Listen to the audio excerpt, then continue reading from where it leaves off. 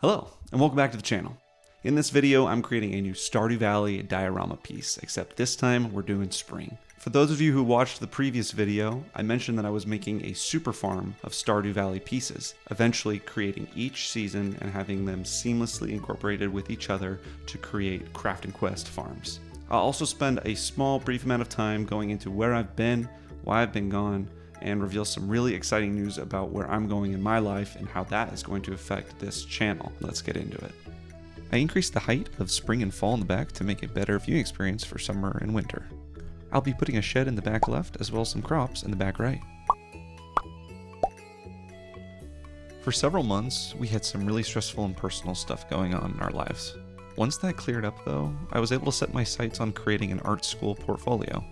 One of the reasons why I didn't have time to be crafting was because I had about a month and a half to go from nothing to a fully completed art portfolio ready to send off to schools. So, I was drawing like 6 to 7 hours a day trying to get material good enough to submit, as I really don't have much of an illustration background. I'm happy to report that the time I spent doing so paid off, and I got accepted into all 3 schools that I submitted to.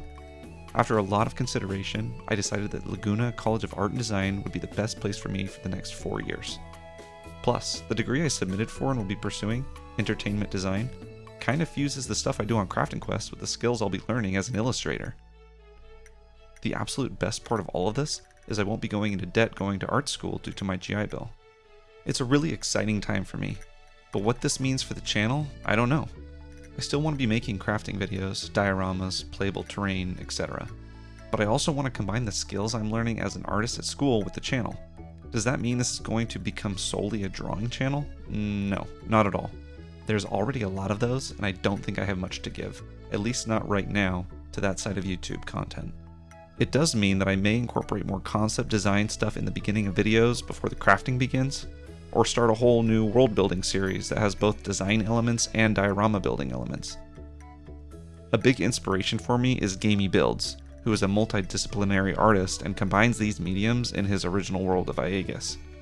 I'll leave a link to his channel down below. Boylei Hobby Time and his Wild Imaginary West series has also had a big impact on me as well, and I wouldn't be surprised if I started doing something similar to these 2 channels in the not so distant future. After all, they are what got me into this medium in the first place. Either way, the transitional period of becoming a student again means slower videos. Being the best student I can be is my top priority, so I'm hoping to be able to create and upload 1 video a month maybe. We'll see how it goes and adjust from there. With that out of the way, let's get to some Stardew narration.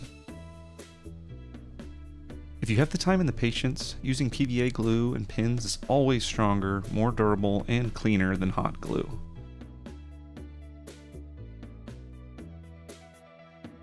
After I detailed and pinned the walls together on the chicken coop, I moved on to cutting and texturing the fence until it dried. I kind of regret making the scale of the fall diorama so big, because now that I'm making the other seasons, getting the scale right is hard given how little room I have for each season.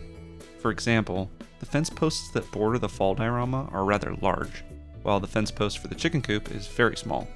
The building itself is pretty small as well. I'll allow it though, since the actual internal size of buildings in Stardew is comically large compared to its outside art.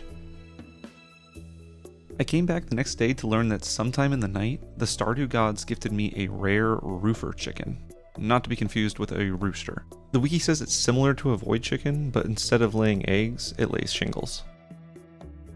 I painted the inside walls black before they became too hard to reach once the roof was installed.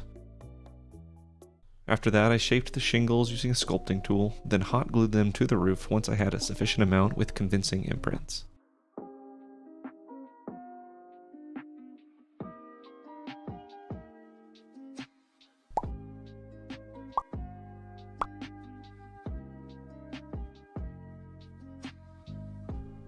After the construction of the coop was finally done, it was time to paint.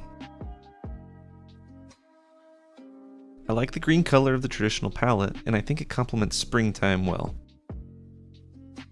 With trying to keep the building relatively simple, adding a flat brown to all wood materials was an easy decision. I added a subtle blue-green to where the shingles would cast shadows, then gave a lighter green highlight to everywhere except those shadows.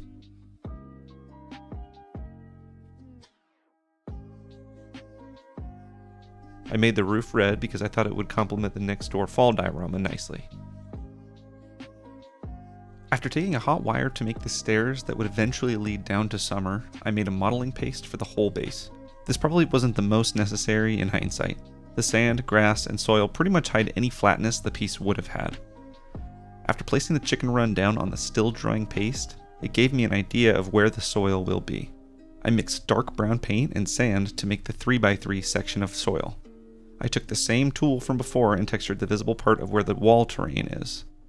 Off camera, I added another 1x3 soil for flowers and used green acrylic paint to block out where the static grass is going to go. I added more glue and sand for the walkway.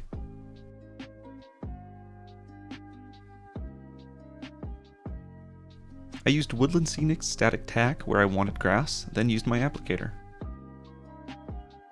The soil was a little too dark for my liking, so I lightened parts of it up. Once the color was to my liking, I took the whole base in the spray booth and added some warmer colors to the walkway.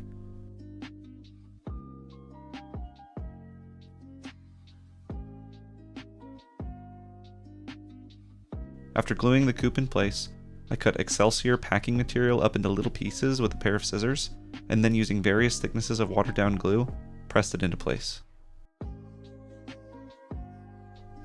The break between grass was jarring, so I poked bits of the Excelsior under the wood plank to make a smoother transition. I miscalculated the sand as well, so I glued a little plank down to hide my mistake. Oh, can't forget the doorknob.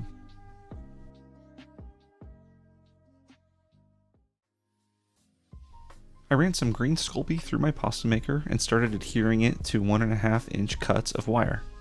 After putting bacon bond on the main stem, I added tiny clay leaves. The process for making blue jazz was pretty much the same as the tulip, so I left it out of the video. As I was making the vegetables though, I realized the process was almost entirely the same across the garden.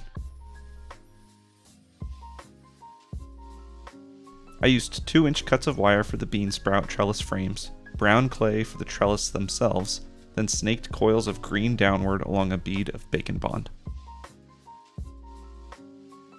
The little beans were attached similarly to the leaves.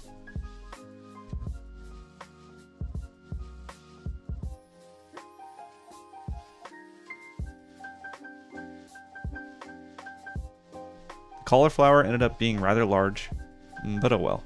I'll just call them a purple platinum level of quality.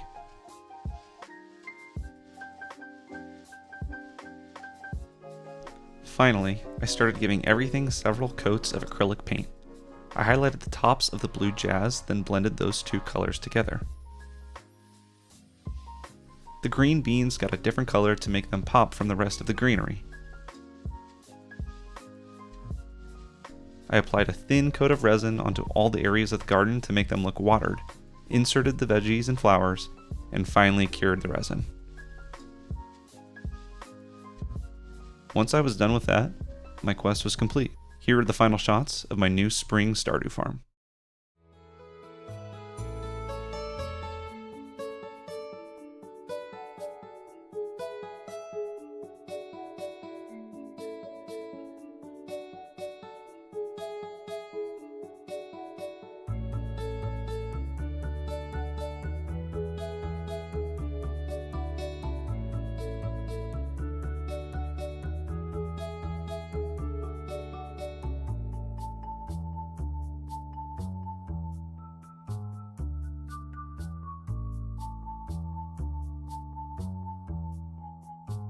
Well, there you have it. There's my Stardew spring diorama. Yes, I forgot to include the clay watering bowl for the chickens, but let's just say that they have water inside. They're very well taken care of, I promise. But this is a work in progress, meaning I am going to include more clay chickens down the road, and they might make their way into the other seasons of the farm. I don't know. I already have an idea of where I want to take it, and the more I think about it, the more excited I get.